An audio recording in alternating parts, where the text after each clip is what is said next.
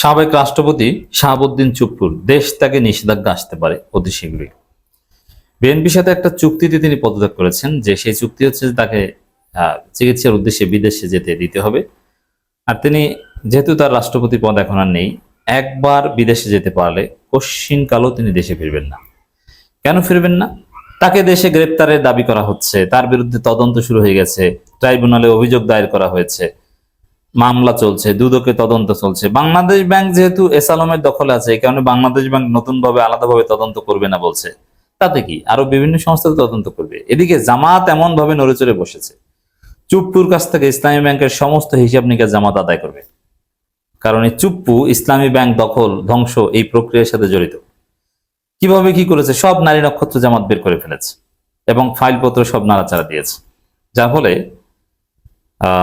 চুপ্পুকে ইসলামী bank কাণ্ডেই সর্বপ্রথম ফাঁসতে হবে।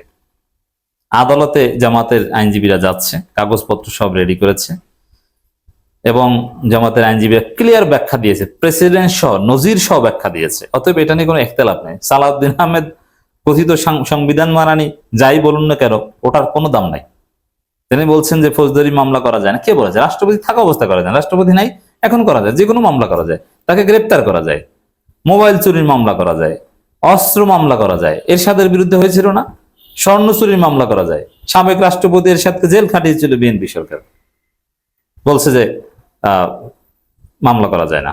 রাষ্ট্রপতি থাকা অবস্থায় তার ইমিউনিটিস আছে, বাট আফটার রেজাইনেশন অবশ্যই তার বিরুদ্ধে মামলা করা যায়, গ্রেপ্তার করা যায়, জেল খাটানো যায়, ফাঁসিও দেওয়া যায়। তবে এতে ডিভিশন পাবেন। রাষ্ট্রপতি অবস্থায় তিনি, সাবেক থাকা অবস্থায় তিনি হিউজ প্রোটোকল পাবেন। It doesn't mean that he is beyond law, never. যে দর্শক, জামাতের লোকজন এই প্রেসিডেন্ট সব রেডি করেছে এবং ইসলামী ব্যাংক কাণ্ডে তার যে গোমর, সব ফাইলপত্র রেডি করে কোর্টে যাচ্ছে।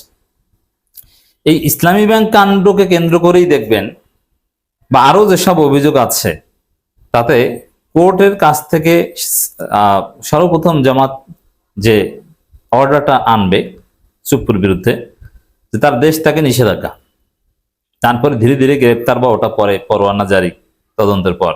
কারণ রাষ্ট্রপতিকে চাইলেই তো তদন্তের আগে গ্রেপ্তার করা যায় না। আর তার গ্রেপ্তারটা হবে ভিন্ন। অন্য 10 জনের গ্রেপ্তার, রাষ্ট্রপতির গ্রেপ্তার একরকমের না। হয়তো বা তার বাসায় একটা গ্রেপ্তার, ওইটাকেই হাউস অ্যারেস্ট দেখাবে, অথবা ঢাকার বাইরে বা একটা নির্দিষ্ট জায়গার বাইরে যেতে পারবে না, ওইটাই would be one kind of arrest. দর্শক, জামাত ইসলামী ব্যাংক নিয়ে সর্বপ্রথম এই দেশ থেকে নিষেধাজ্ঞাটা আদায় করবে। বিভিন্ন সোর্স বলছে, যদিও বিএনপির এসালম অংশ সিরিয়াসলি শাহাবুদ্দিন চুপ্পুকে সেফ এক্সিট দিতে চাচ্ছে, বিএনপির আরেকটা অংশ তাকে আটকাতে চাচ্ছে।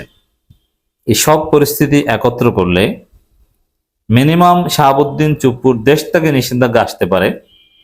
এতে বিএনপিরও একটা অংশ চায়।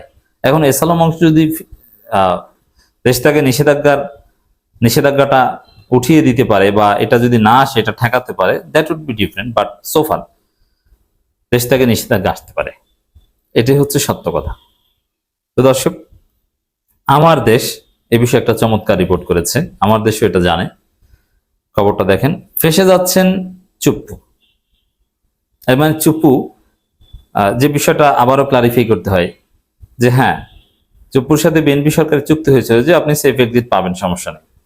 এখন এই ধরনের কেসের ক্ষেত্রে এটা 90% ক্ষেত্রে এটাই হয়, যে আগে যে চুক্তি থাকে পরে চুক্তি মানা হয় না। এখানে বিজয়ী পক্ষ যা চায় ওইটি পরবর্তীতে চুক্তি।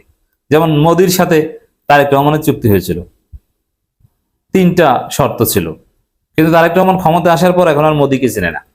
It's very good. ইউনূসের সাথে বিএনপির চুক্তি হয়েছিল, কিন্তু বিএনপি ক্ষমতা আসার পর এখন আর ইউনূসকে ওইভাবে আগের মতো চেনে না। তো বিজয়ীরা চাইলে এটা করতে পারে। এটা যুগ যুগ ধরে সব সময় চলছে এটা। এমনকি যেমন বাংলাদেশ আমেরিকার চুক্তি, আমেরিকা চাইলে এটা ওভারলুক করতে পারে, আপনি কিছুই করতে পারবেন না। যার ক্ষমতা আছে সেটা পারে। এখন বিএনপির ক্ষমতা কিসের? চুপ্পু। ঠিক আছে, আপনার সাথে কথা ছিল, কিন্তু সে কথা এখন নাই, আপনি কি করবেন? চুপ্পু কি করবে? চুক্তি, এইসব চুক্তির কোনো দাম নাই। রাষ্ট্রপতি থাকা অবস্থায় বিএনপি কি কথা দিয়েছিল চুপ্পুকে, ওটার 4 আনার দাম নাই। দর্শক, রাষ্ট্রপতি পদ চলে যাওয়ায় ইসলামী ব্যাংকের শেয়ার জালিয়াতিতে ফেসে যাচ্ছেন শাহাবুদ্দিন চুপ্পু। ইসলামী ব্যাংক কাণ্ডেই সর্বপ্রথম এটা ঘটবে। রাষ্ট্রপতি নির্বাচিত হওয়ার আগের অপরাধে তাকে বিচারের আওতায় আনা হচ্ছে। এক্ষেত্রে বর্তমানে আদালতে চলমান মামলায় তার বিরুদ্ধে দেশ থেকে নিষেধাজ্ঞা আসতে পারে। আর যে ধরনের অভিযোগ, যে ধরনের মামলা, যতটুকু এভিডেন্স আছে চুপ্পুর বিরুদ্ধে, জাস্ট তার উপর ভিত্তি করে দেশ থেকে নিষেধাজ্ঞা দেওয়ার শত শত নজির বাংলাদেশে আছে। অতএব এটা শিশির মনিদের জন্য মোটেও কঠিন কিছু হবে না শাহাবুদ্দিন চুপ্পুর উপর দেশ থেকে নিষেধাজ্ঞা ইম্পোজ করাতে বাই দি কোর্ট। জানা গেছে চুপ্পু ছাড়া এই মামলায় অন্য সবার বিরুদ্ধে ইতিমধ্যে দেশ ছাড়া নিষেধাজ্ঞা দিয়েছে আদালত। ভেরি সিম্পল, প্রেসিডেন্স আছে অলরেডি, এটা নিয়ে বেশি কোর্টে হিয়ারিংও করতে হবে না, অটো সাবমিশন হবে। ওই আদেশ দেওয়ার সময় চুপ্পু রাষ্ট্রপতির দায়িত্ব থাকায় তার নাম উল্লেখ করা হয়নি। ইসলামী ব্যাংক সংশ্লিষ্টরা মনে করছেন এখন চুপ্পু নিষেধাজ্ঞার আওতায় চলে আসবেন। হ্যাঁ, নিষেধাজ্ঞার আওতায় চলে আসবেন, এটাই সত্য কথা। যদি মিনিমাম আইনের শাসন থাকে, আইন আদালতের যদি সামান্যতম এক্সিস্টেন্স বাংলাদেশে থাকে, রুল অফ ল থাকে, অবশ্যই তার বিরুদ্ধে দেশ থেকে নিষেধাজ্ঞা আসতে হবে। এবং আমি বিশ্বাস করি এটা শিশির মনিররা আদায় করে ছাড়বেন। দেশ থেকে নিষেধাজ্ঞার যে ইম্পোজ, এটা আদায় করে ছাড়বেন। রাষ্ট্রপতি দায়িত্ব নেওয়ার আগে চুপ্পু জেএমসি বিল্ডার্সের প্রতিনিধি হিসাবে ইসলামী ব্যাংকের পরিচালনা পর্ষদে যুক্ত হন। প্রথমে তিনি ব্যাংকটির পরিচালক ও পরে ভাইস চেয়ারম্যান হিসেবে দায়িত্ব পালন করেন। জুলাই বিপ্লব পরবর্তী সময় ইসলামী ব্যাংকের নতুন পর্ষদ শেয়ার জালিয়াতি বিষয়ে আদালতে দ্বারস্থ হন। ইসলামী ব্যাংকের রিটের পর হাইকোর্ট বিচারপতি আশরাফুল কামাল ও বিচারপতি ওয়ালিউল ইসলাম গত বছর 11 মার্চ 3টি নির্দেশনা রুল জারি করেন।